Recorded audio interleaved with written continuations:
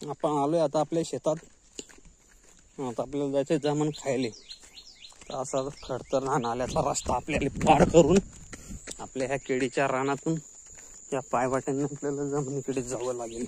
ही आहे आपली केळीची बाग. अतिशय चांगल्या प्रकारे केळीची बाग आपण या ठिकाणी ठेवली आहे. ही आहे आपली डरावणी विहीर. हिच्यातून आपल्या केळीच्या बागेला आणि या कपाशीच्या मळ्याला पाणी जाते. हे आपल्या शेतातलं रामफळाचं झाड. याला आता रामफळ आलेलं नाही आहे. उन्हाळ्यामध्ये याला भरगच्च प्रकारचे रामफळ येतात, त्यावेळेस आपण ते तोडतो.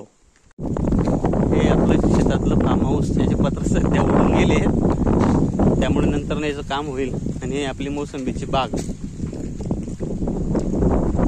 या ठिकाणी आपलं सकाळी ट्रॅक्टर फसलेलं होतं. हे आपलं जामण. या जामणीला आता काही जामणं आले नाहीत, त्यामुळे आपण पुढच्या जामणीच्या झाडावर आपण जाऊ. या ठिकाणी सकाळी आपलं ट्रॅक्टर फसलं होतं. भरपूर काही अशा थांग प्रयत्न केल्यानंतर आपलं ट्रॅक्टर त्या ठिकाणाहून निघलं. बघा किती गारा या ठिकाणी शेताचा चुराडा झाला आहे. खोल अशा प्रकारच्या चाकोऱ्या या ठिकाणी पडल्या आहेत. आता आपण आपल्या शेतामध्ये जाऊन जामन खाऊ. तशी ही आपल्या शेताशेजारची जामन. इथं बघा काडी वगैरे दगड वगैरे पडलेले आहेत. इथं लहान मुलं किंवा शेतात काम करणारे मजूर आले की जामन खातात, दगड मारतात.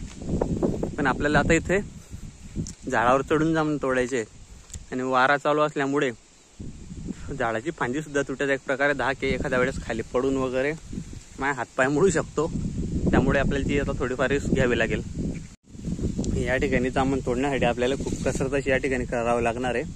या ठिकाणी मी आपली जामन तोडण्याची पिशवी या ठिकाणी अडकवलेली आहे. आणि बघा या ठिकाणी फांदी सुद्धा या ठिकाणी वाकलेली आहे. त्यामुळे ही फांदी केव्हाही तुटू शकते आणि आपण खाली जमिनीवर पडून आपला इथे हातपाय मोडू शकतो. याची आपल्याला दक्षता घ्यायची. त्यामुळे बी केअरफुल. हे बघा माझा पाय ज्या फांदीवर मी उभा आहे ती फांदी सुद्धा या ठिकाणी फाटलेली आहे. या ठिकाणी सुद्धा फांदी फाटलेली आहे. त्यामुळे झाडावर आज खूप रिस्क आहे. आणि आपल्याला मित्र थोडीफार रिस्क घ्यावीच लागेल. तेव्हाच आपल्याला जामन खायचा आनंद मिळेल. असे जामनं या ठिकाणी आपल्याला खायला भेटत आहे. पण आज जामनं फार कमी आहेत, त्याच्यामुळे रिस्क पण खूप आहे. बघू शकता वाऱ्यानं पूर्ण झाड हलतंय. एवढे जामनं आपण या ठिकाणी कलेक्ट केले. पाहू शकता झाड किती हलतंय. त्यामुळे रिस्क खूप होती आणि जामनं पण थोडे कमीच होते. वाऱ्यानं भरपूर असे पडून गेले. त्यामुळे चला आज आपला बागेट संपला.